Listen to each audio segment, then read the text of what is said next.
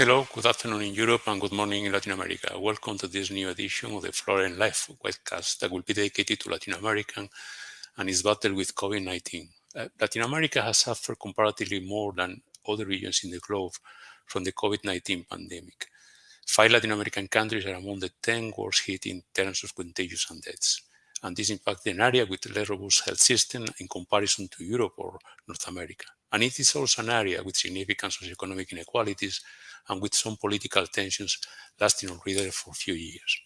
Those factors compose a worrying background against which to assess the impact of the pandemic, particularly given the fact that a second wave cannot be dismissed. This webinar examines the effects of the pandemic in these 3 related areas: health and social issues, economic effects, and political consequences. And for this, we welcome 3 distinguished institutional leaders. First, we have Rebeca Grynspan, who is Ibero-American Secretary General since 2014. In 2010, she was named Deputy Secretary General of the United Nations and Associate Administrator of the United Nations Development Program.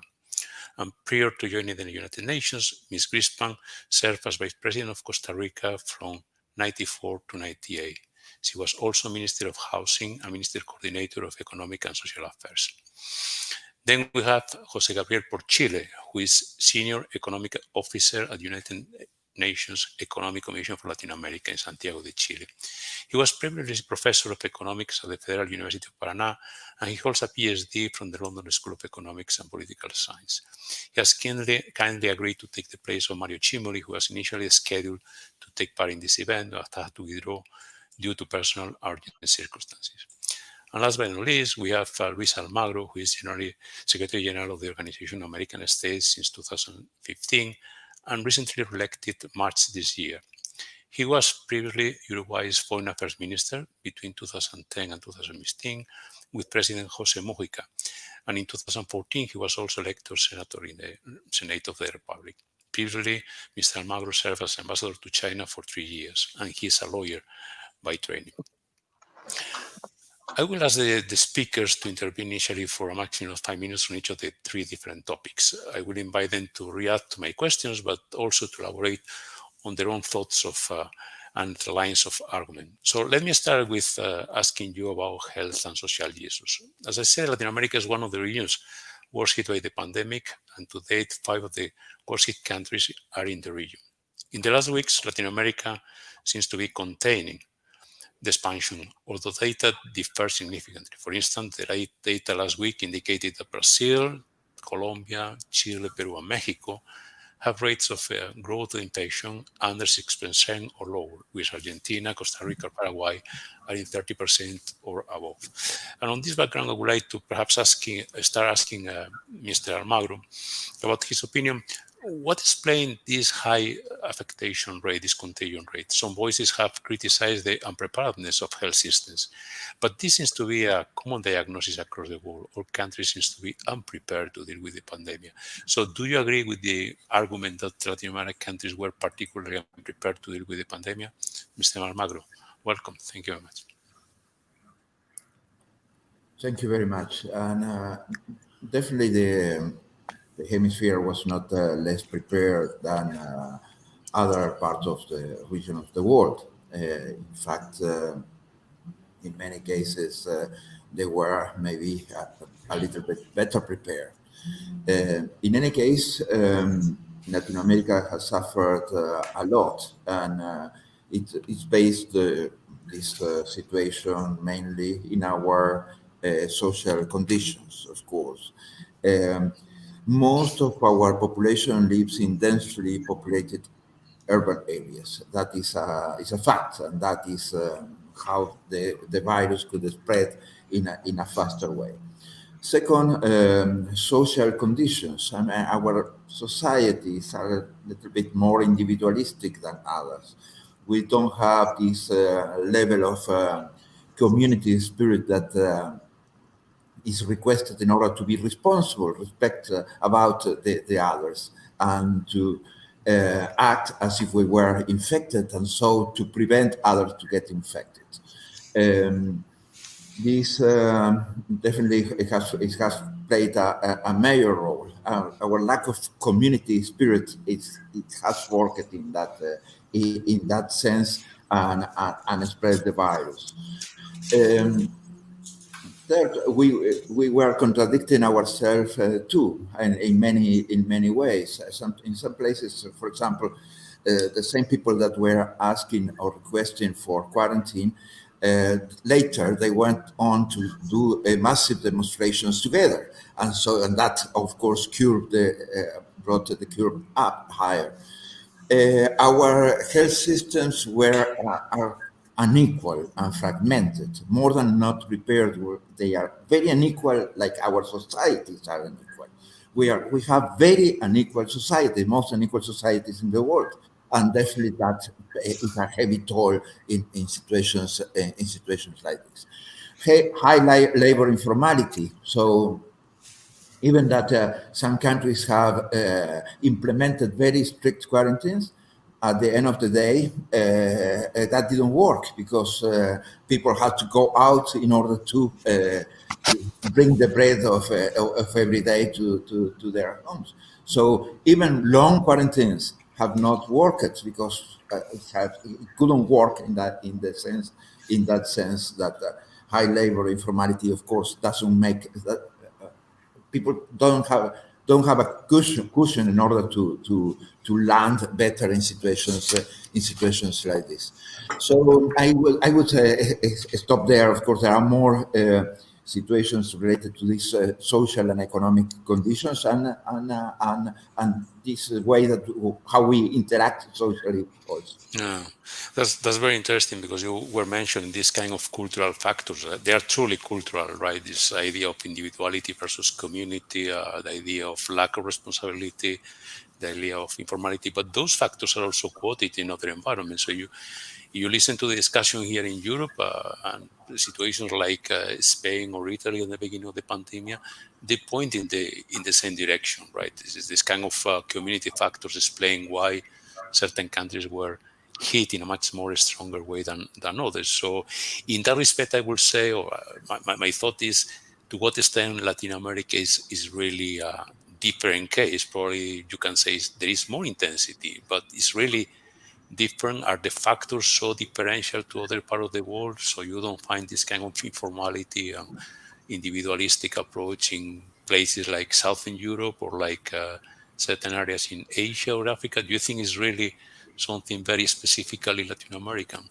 Uh, yes, our we are different in many ways, and our sense of obedience to interactions and to this uh, new way of implementing measures that were based on public orders was much harder for us than it is for a Mm. Southeastern Asian or for a Southern European.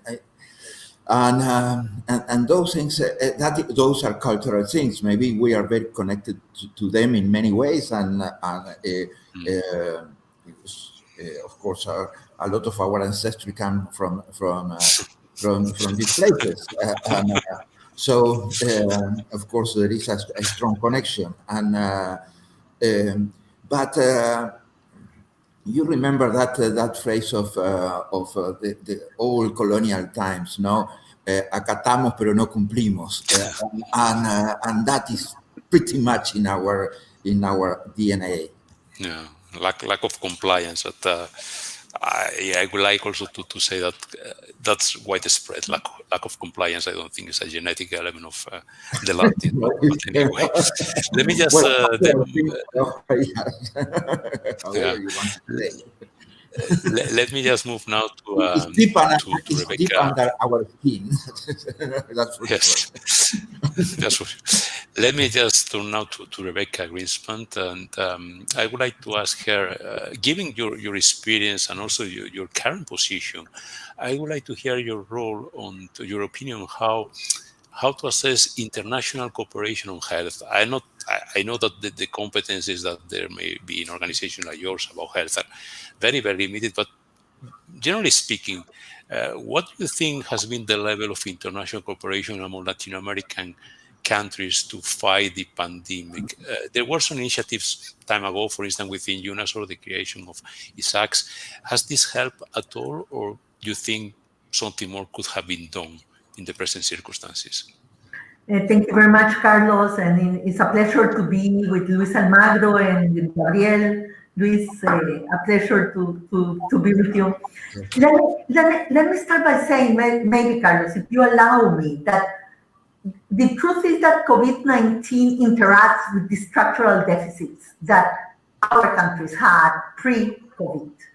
And so the pandemic behavior is also due to very structural and objective conditions in our countries. And I think that Luis was referring to some of them. And I think that it's very important to keep that in mind, because at the beginning of the pandemic, I think that most of the governments, took very early action for confinement and social distancing. I like to say physical distancing, not social distancing, and physical distancing in our countries. But they were unable to stop the pandemic, and they were unable to stop the economic consequences of the pandemic because of our structural deficits. And even when they tried to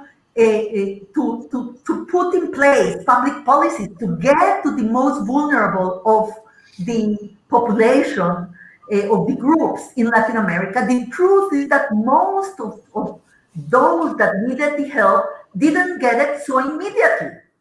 And so when you have a population that is more than half in the informal sector, Luis was talking about that.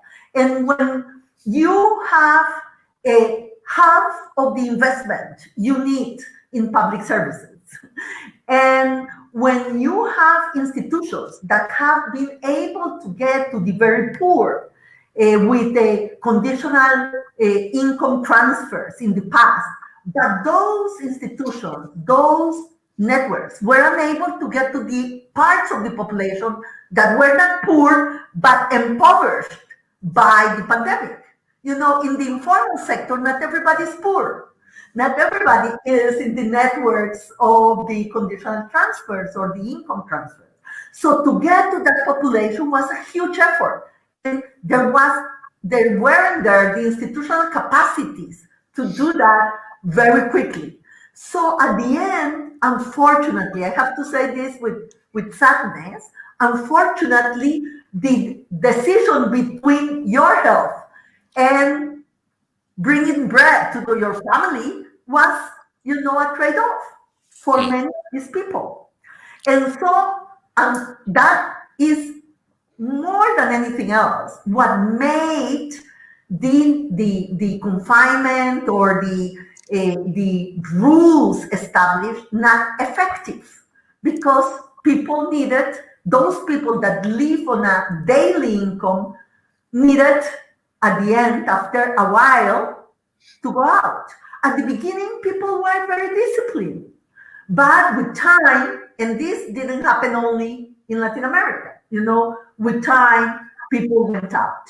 And it's true that the most vulnerable populations were more affected, but the pandemic at the end spreads, so the rate of spreading was not able to come down even after 5, 6 weeks, 7, 8, 9 weeks in some countries of confinement and social distancing.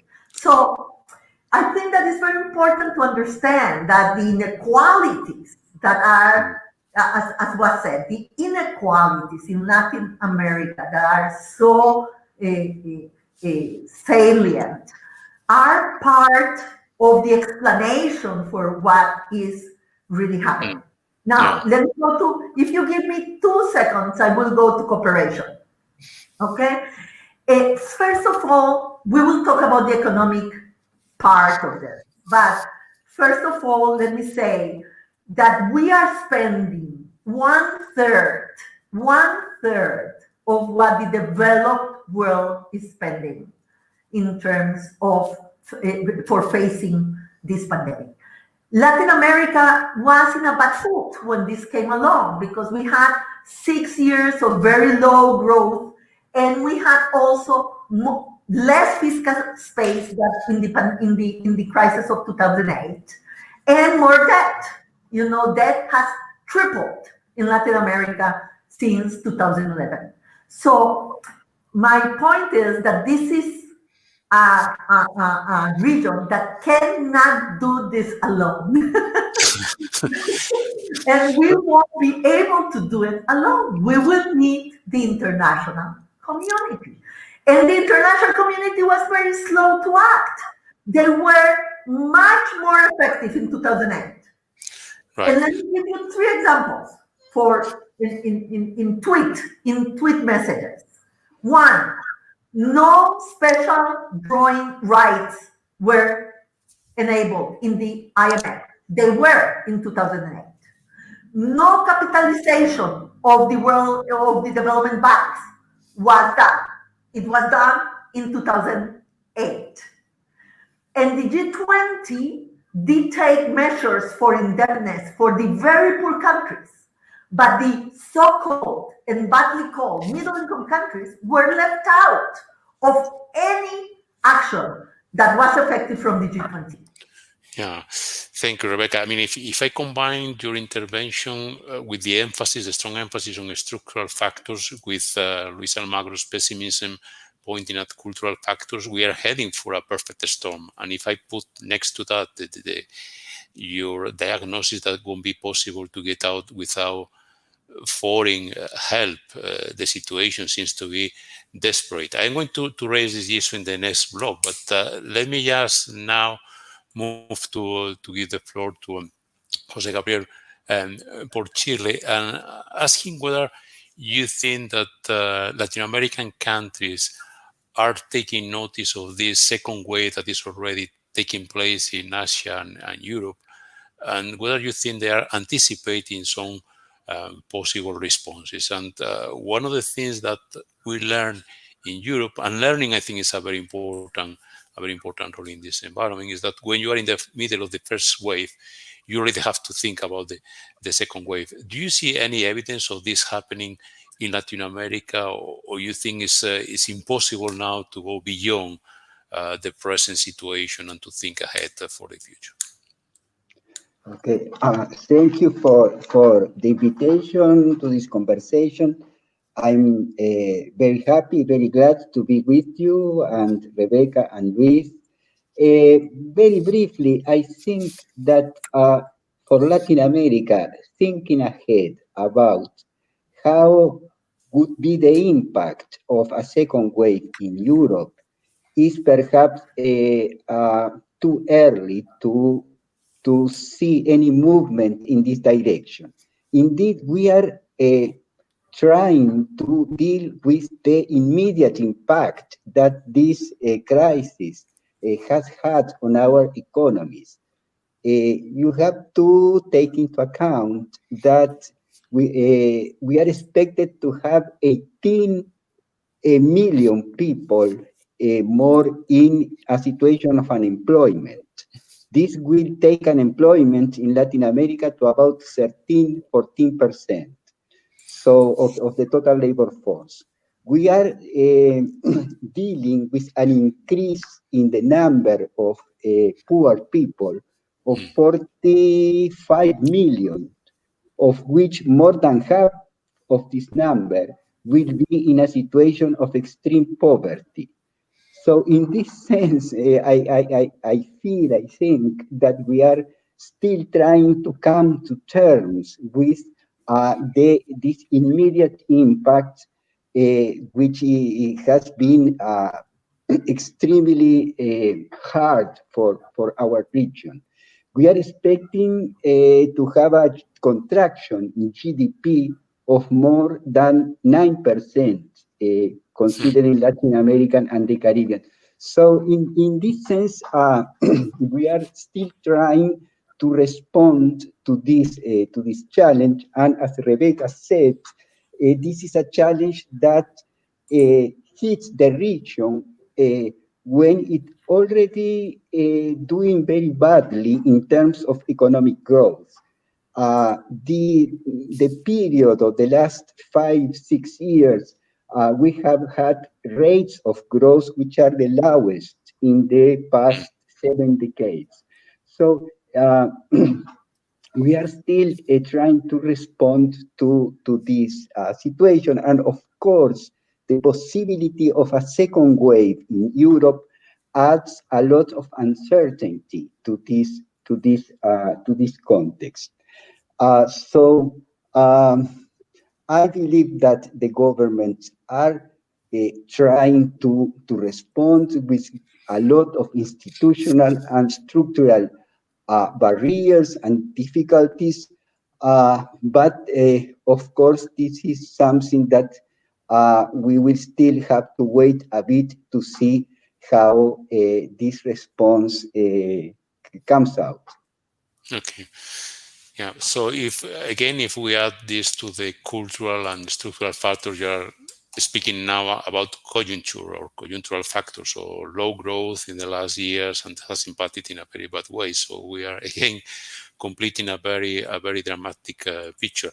And since you are so much into the economic dimension, let us move to this host of issues, economic issues. And last week there was a report by the OECD, the European Union, CAF, and the United Nations that estimated, as you say, Gabriel, a drop of 9% in GDP for the region, an increase of 4.4 in poverty rates. So these are not very good figures, I would say. And the pandemic has totally disrupted economic, domestic productive processes and caused massive unemployment and increase of poverty. And it has also altered trade patterns on which Latin America rely. And it has also forced massive public expenditure, translating into large public deficits. And this goes against the background of a stagnating world economy. It's not only Latin America, but it's also the environment is stagnating. Now, my question for Luis Almagro will be a very broad one. Do you think that this gloomy scenario is correct, or do you think there is any margin for optimism? Or do you think that the prediction is even a little bit optimistic and we should be even more pessimistic, that the condition in which Latin America is even worse than what the report presents? I want to greet Rebeca and Gabriel that I didn't do it. I just jumped into your question, and I should have had a little bit more of peripheric vision to say hello to both of you. And I completely agree with what Rebeca and Gabriel said. And I mentioned too, we have structural problems. The inequality is one structural problem. And I always mention the land reform of Artigas of 1815 that say that the most vulnerable situations were those of widowers with children and Afro-descendants and indigenous people. And 200 years later, we still have the same structure of poverty in Uruguay. In Uruguay, that is supposed to be one of the most equal countries in the hemisphere, and nevertheless, in Latin America, nevertheless, we have the same mothers with children poverty, and Afro-descendants that count for 8% of the population, count for 40% of poverty in the country. So imagine the structural problems that we have had and how we have been able to keep them there for 200 years. We have other structural problems like violence that it has some decades. We have some other structural problems like drug trafficking and organized crime that is a problem. The weakness of our institutions is another structural problem. It's very difficult to reach every part of every country in the hemisphere. We don't have the conjunctural issues that were mentioned. Is the things they don't look at so well at the beginning of the year, even without COVID-19, and they look at rather bad, in fact. And of course, after this situation, the things started deteriorating a little bit faster. My feeling is that we can have some opportunities here, and we should have some opportunities here to have a new dimension for the work of the democratic institutions in the country, to have a new dimension of fight against corruption, to fight against a new dimension in bringing equality to our societies. I always expect that. I have struggled for that. The years I was in the government of Uruguay, trying to bring this as close as possible to a new a social reality, economic reality in the country. We also have our specialization in Latin America is to let opportunities pass. Not only that we have had let all first, second, third, and fourth industrial revolutions pass through, we may lose the opportunity to to to fix these structural issues, to start addressing them, to try to reverse them. We know that they are there. We know what they are, and we know more or less what we can do in order to start fixing them.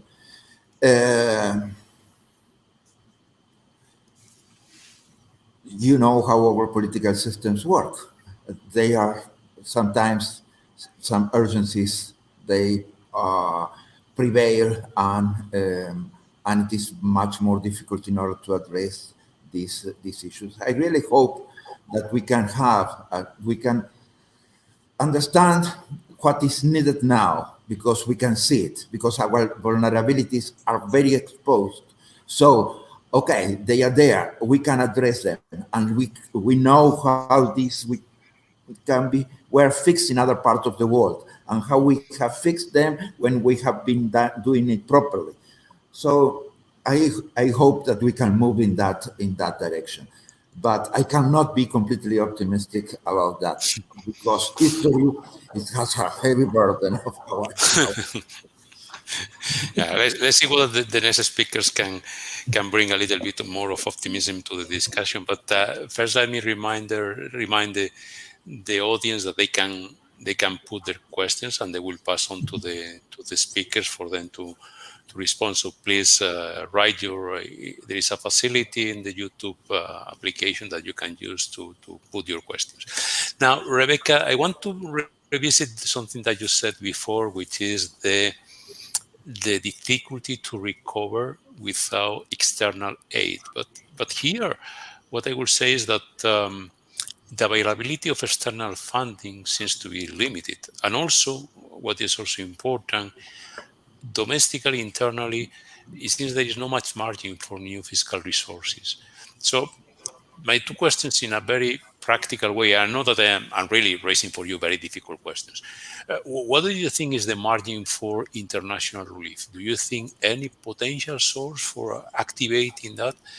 And then domestically, is there any margin for tapping into new fiscal resources? Because that would be a crucial element, of course, in the recovery. Difficult questions, I know. Let me just say that with respect to external financing, I think that there are ways to do it, and that the developed world has done it before, and I see no reason why not to do it again. If we go for an extraordinary emission of special drawing rights from the IMF, let me say that the IMF probably is the only institution that has really the muscle in terms of the amount of resources that the world is needed to do it. Yes, and this is something that we have to recognize. No?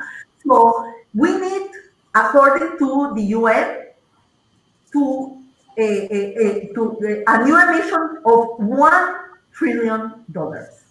But this is not from the pockets of the developed world. The emission of special drawing rights is not something that gets out of the budgets of the developed countries or the rich countries. It was done in 2008. It helped a lot. Why not do it again? It has to be agreed in the board of the IMF. And I think that there has been a reason not to do it. That is that there was not enough demand on the resources that the IMF already had, so they didn't feel the push for a new emission. But I think that it will happen, because reality will impose itself. Middle-income countries, Carlos, account for 5,000 million, 5 billion in US numbers, people in the world. Yeah. You don't want 5 billion people in the world going into trouble and affecting all the economic possibilities of recovery, because it will be bad for everybody. So I think that at the end it should happen, but we have to push for it. And we have to have a good strategy for it, in the sense that we want the resources to invest in the new economy, to invest in trying to get out of this mess, let me say it, because it's really, we are in a big crisis. I've never seen in my career, as an economist, as an internationalist, a situation with the numbers I'm seeing now. The other part of it is the development banks. They were capitalized before. It gives liquidity to the world, a liquidity that our countries don't have, like the European Bank or the European Commission or the US Fed. They are able to emit their own money. We are not able to do it. So we need the development banks and organizations, and we need the IMF to take the lead with the resources that are needed for the whole world. So I think that this can happen, and it's not the same as increasing aid. We are not talking about aid. We are talking about financial instruments for us to be able to accomplish the challenges that this pandemic put in front of all of us. There's nobody to blame. It's not because it was bad behavior from our countries that we are in this mess. Yes. It's true. But it's true that we have these structural problems, but this is not a crisis that we drove upon us. You see? So solidarity and good financial instruments are also the answer for this pandemic, for our country. And what about internally the fiscal margin for tapping into new resources? What's your idea? Because there has been a lot of conversation about this kind of issue. Right? I agree with you. It has to be a more progressive, no doubt. And everybody will have to put something into the fiscal reform. But, Carlos, here, there are only two things that we need to do. First of all, we need to recover trust.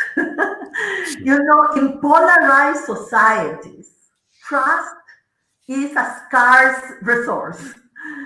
We need to build up trust to be able to do the fiscal reforms we need.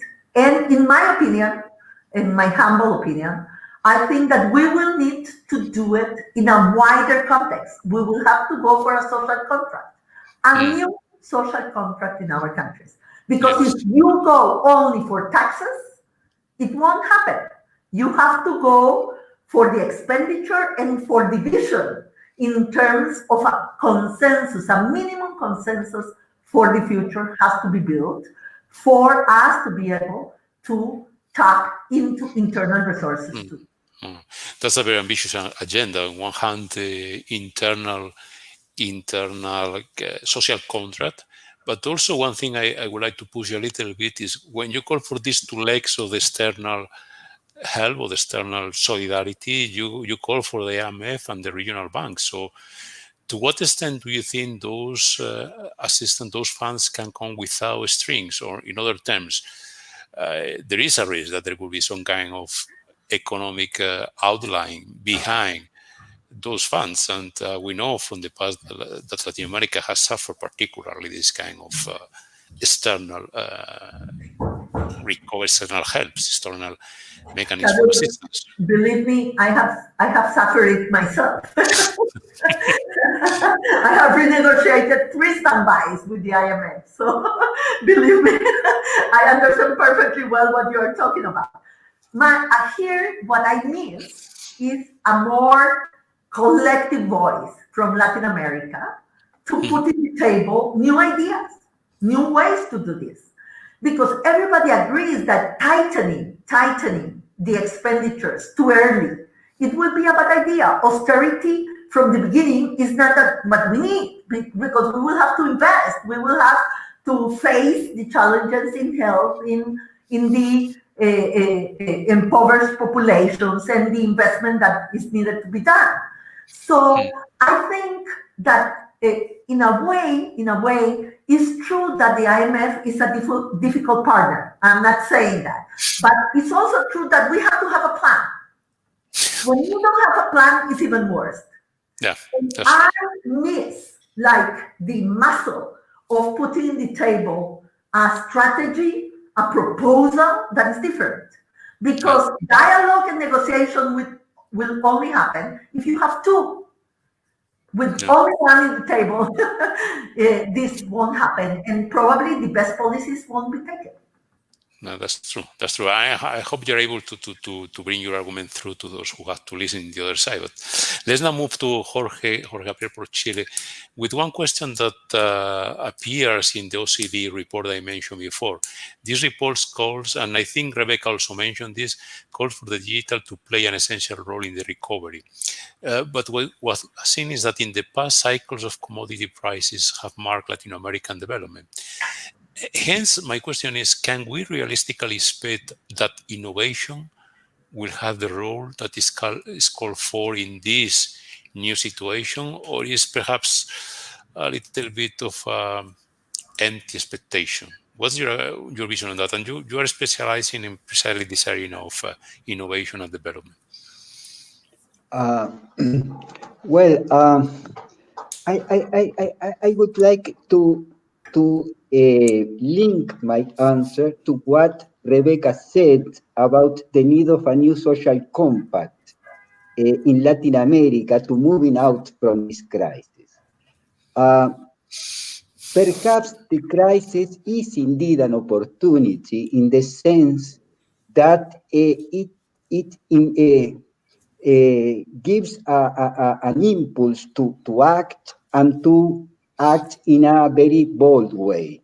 In the past, this was in economic theory, in particular in macroeconomics, there was this idea that you have to run a very austere and a very tight fiscal policy. Now, there is a more open view in which expenditure and fiscal policy is recognized as a key instrument to sustain growth and to sustain aggregate demand. It is also recognized that the government has to play a much more active role today than it was recognized in the past. And this implies a change in perspective, a change in ideas, which is very interesting in the sense that we are now more free to, so to say, to act and to implement industrial and technological policies in order to change the production structure of Latin America, to promote innovation, to promote technical change, to develop indigenous capabilities. So in this sense, I believe that there are some degree of optimism and the possibility of, as the UN has suggested, to build back better, to have a recovery which is different from the style of development we had in the past. So perhaps this is a great opportunity to direct public investment and harness private investment towards a change, for instance, in the energy sources, towards more renewable energy sources, towards building more innovation capabilities in our countries. If we compare what Latin America invests in research and development is less than 1% of the GDP, much lower than the OECD and much lower figure than that you can see in the case of the Korean and Korea and some developing Asian countries. So I believe that innovation, the environment, energy, changing the path of growth that we had in the past are great opportunities to, and in some sense, the pandemic provides an opportunity for changing this pattern of investments. The last thing that I think is also very important in relation to building a new social compact is the topic of trying to extend social protection to move towards universal health and education systems in Latin America. Latin America has what Alicia Holland has called a truncated welfare state. So this pandemic has shown that it is necessary to uh, change this, this truncated welfare state and to move towards universal protection as a means of creating more resilience and encouraging a more technologically based path of economic growth. Okay, thank you. So it seems that you are also insisting in the idea of social contract, and I think it will be good if this notion is pushed forward in the current context. But let me just move now to what is the background for this social contract, which is the political situation of Latin America in the context of the pandemic. So the pandemic will have effects on citizens' perception of the government's performance, but also probably governments may extract some lessons from the future. And there are two political dimensions which are important here, domestic and international. At the domestic level, governments may face political contestation over the handling of the pandemic. And we have seen some cases of this, for instance, in Colombia. The use of police and even armed force to enforce lockdown measures may find a strong contestation. But governments may also face discontent because of the handling of the pure health dimensions. An international pandemic may imply deep changes of patterns of cooperation in the region and beyond. So my questions are related to this set of political issues. And for Luis Almagro first, do you feel that there may be an increase in popular unrest and even eventually a resurgence of populism as a consequence of the pandemic? Do you think this is a kind of foreseeable scenario, or do you think it's business as usual in political terms?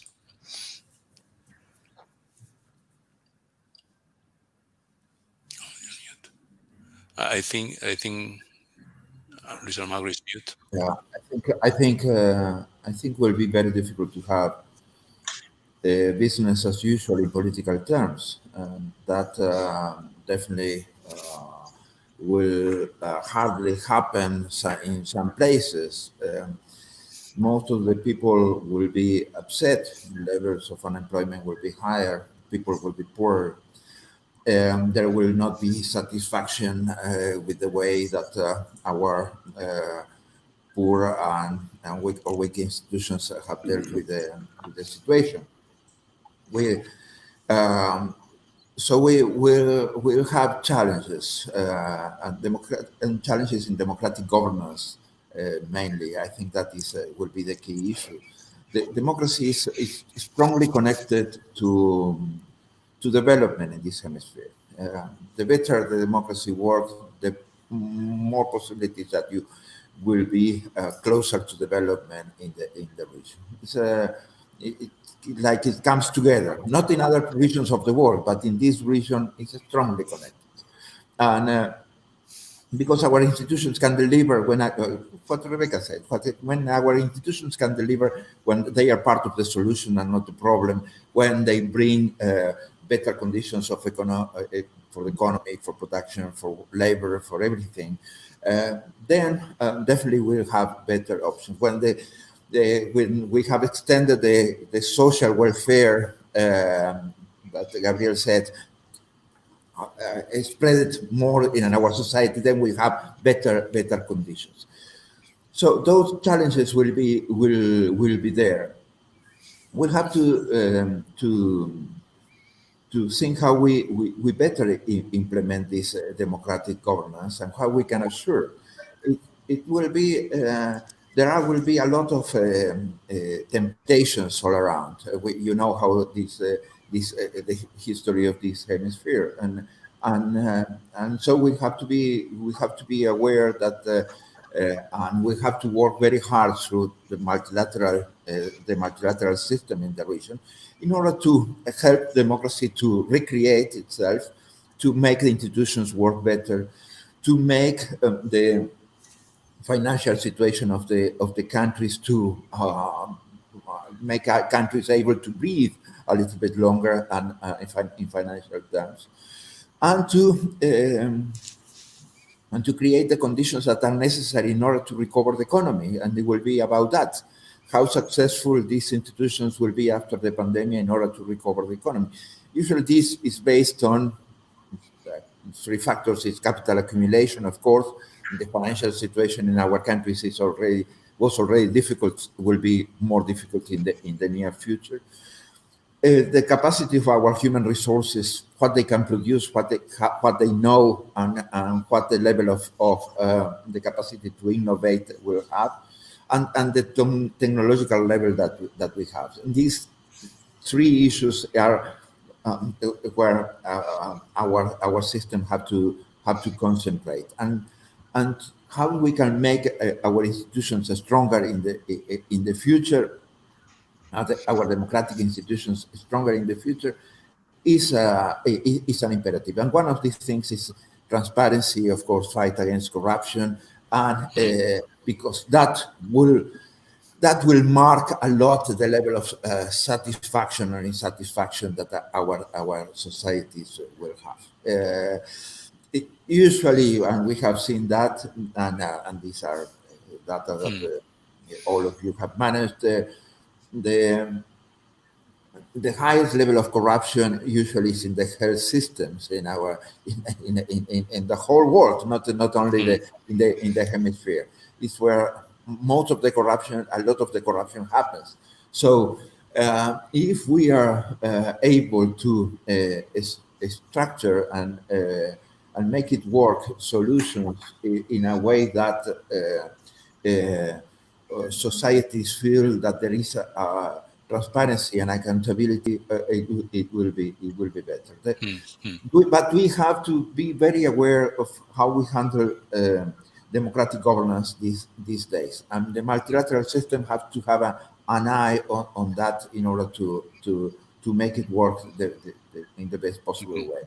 Okay, let me just, as you may imagine.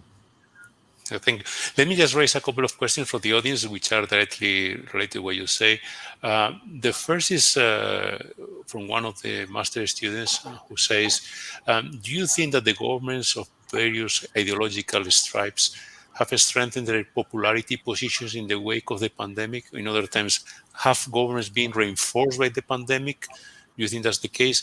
And another related question, asking a different direction, says, Chile and Colombia experienced large uprisings against social inequality in the last months of 2019.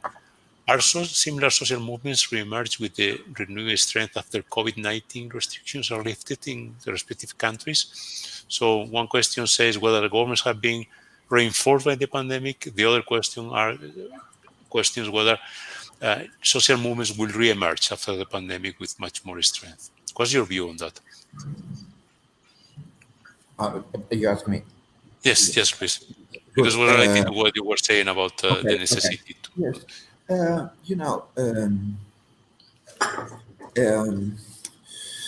It doesn't have to do with ideology. We have seen various forms of dealing with this COVID-19 pandemic, and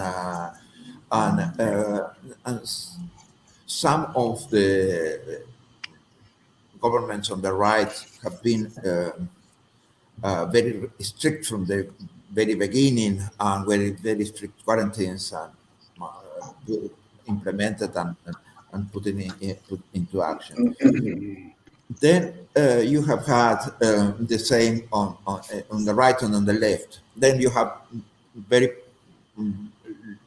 loose approach with with a very gradual approach in order to how to deal with the pandemic, and you have seen that on the right and on the left. So it's not an ideological issue. It's more related to the structural capacities that the countries have, and how they can deal with that, and what the capacities that the institutions have in order to deal with the COVID-19 pandemic, and what are the social conditions that they may be able to handle in order to make compliance as high as possible, as we have said at the beginning. So everybody has had a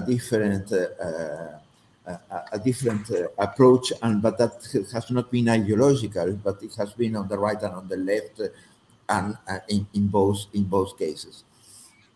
So governments, if proving themselves efficient, and if institutions were able to deliver, and that you have been able to do as much as you could in order to help people, social conditions and economic conditions to move forward in a proper way, or in a more efficient way, then they will be somehow recognized. And others, they will pay a heavy toll, but mainly they are dealing with their structural conditions. Nobody can do something different than the conditions that they have, or what is the situation that they have to handle. The structural conditions of the way that the society functions. Okay, thank you. Let me just now move to Rebeca Grynspan to ask her about the international dimension, the politics of the pandemic. I think one of the things that the pandemic has proved is the need for and worth of international cooperation. But the question is about feasibility. Do you think that governments across the region will be more prepared to strengthen regional cooperation as a consequence? And associated with that, I have a question also from the audience. Very similar, says, have efforts of regional integration been hard strengthened by the pandemic responses? So what's your view on this international dimension, Rebecca? Yeah. It's very interesting. I think that this is a region we have to accept that has been not very united. This is a very English statement.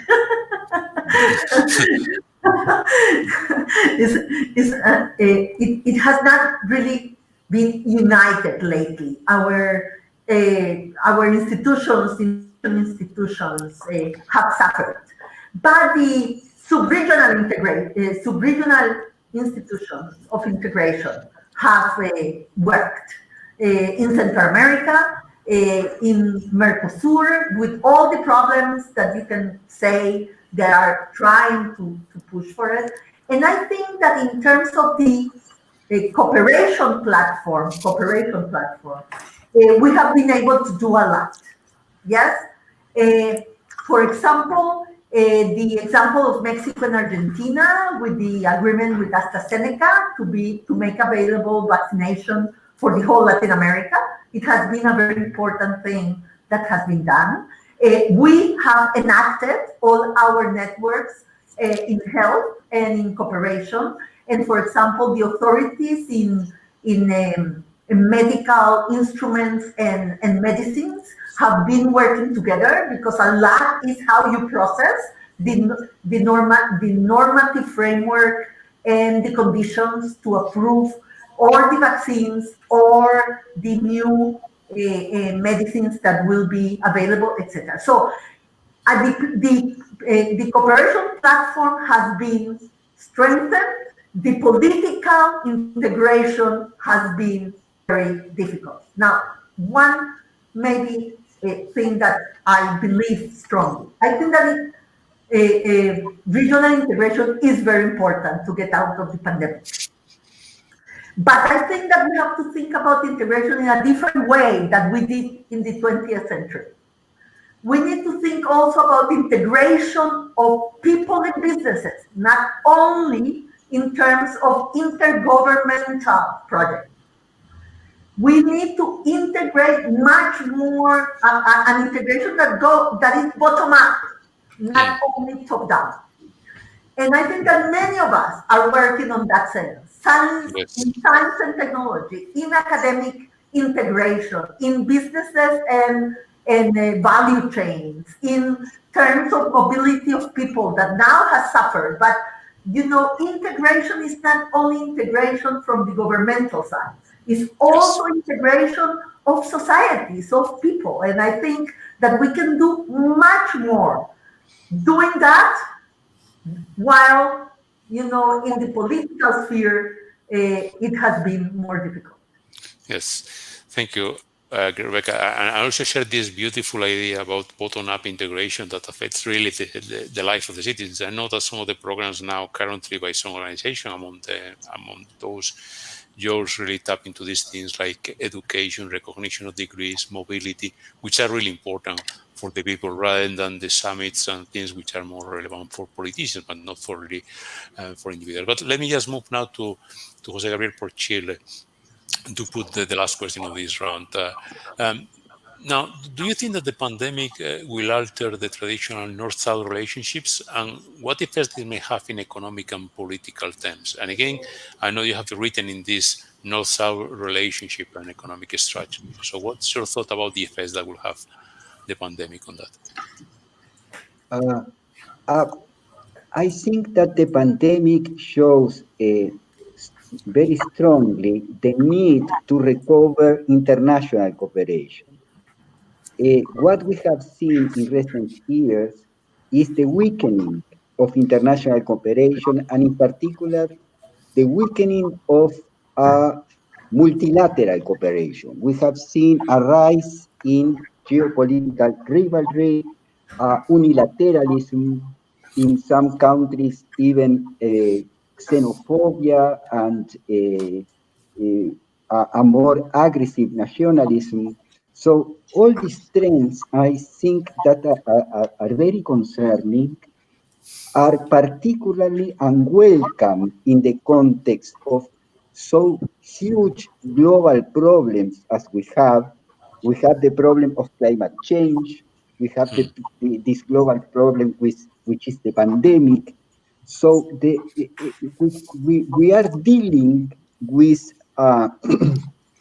problems that are by its very nature global, and it is necessary to offer a coordinated response from the international community. So, in this sense, this pandemic highlights the need to recover this sense of community in the international system, acknowledging that the problems we are facing are global problems, Hmm. and recover multilateralism. Hmm. But I will just, to conclude, say the following. Not any kind of multilateralism, but a kind of multilateralism that allows for more policy space, particularly in the developing countries, to implement the kind of policies that we have been discussing here, policies for the environment, policies for equality, Hmm. uh, the construction of a welfare system. Uh, there are very interesting contributions in the literature. For instance, Danny Roderick has recently called for a democracy enhancing international governance, which is some kind of extension of the idea that Professor Keohane suggested, the idea of democracy enhancing multilateralism. Hmm. So Roderick is now talking about democracy enhancing international governance, multilateral governance. And in this perspective, opening more policy space for pursuing developing policies is crucial. And I believe that perhaps the pandemic, along with the uh, everyday increasing problems Hmm. created by climate change, will open up an opportunity for rediscussing and moving ahead in the direction of building a new kind of international multilateral cooperation and multilateral cooperation. Thank you. I think the framing and the general discourse is easily bought by anyone, but then when it's brought to practical things, perhaps there are some cracks there. And there is a question for the audience that allow us perhaps to illustrate these things. There is one student that asked, in the context of an extremely unequal region, how can actors outside the region help with universal vaccination, with the fact that vaccination probably will be distributed very unequally, both globally but also within countries. So you were speaking about this new multilateralism, this new social contract that also Rebeca spoke of. In general terms, this is very sellable, but in practical terms, for instance, how we can deal with this very specific thing, equal access to vaccination. What will be your response to that? I know it's a difficult question.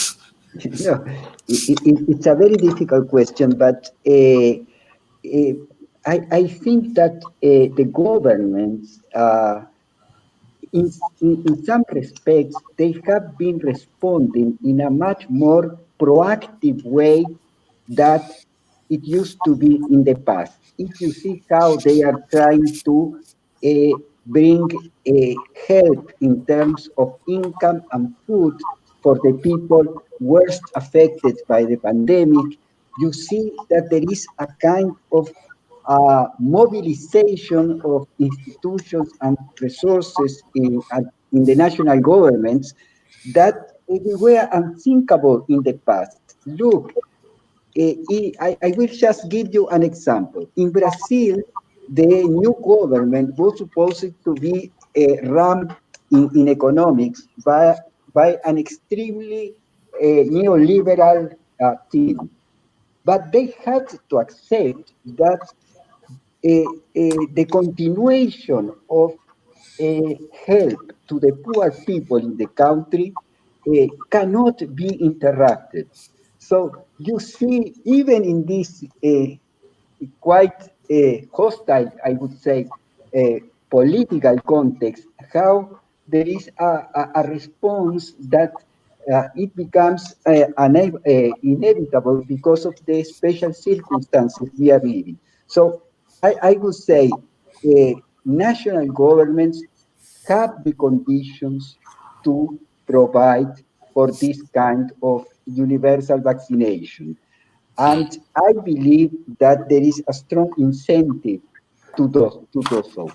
I'm not saying that they will, Okay. they will act Okay. accordingly, but there are some positive signals. Yeah. Okay. I would like to conclude with this optimistic note, which I very much hope that really is a kind of self-fulfilling prophecy. But we are a little bit over the time, and we have to finish here. Unfortunately, it's a very interesting conversation. I would like to keep it, but our time is off. So I would like to thank you very much, all the speakers. You have provided really a truly exciting set of thoughts. And also thank you very much to the audience for watching and raising so many interesting questions. I think it has been really a delightful experience. And we look forward to seeing all of you in our next event in this format. So stay tuned for the Florence Live webcast series. Thank you very much to everyone. Thank you. Thank Bye. you. Yes. Thank you. Thank you very Bye-bye. much. Bye-bye. Gracias. Thank you. Carlos, gracias. Bye.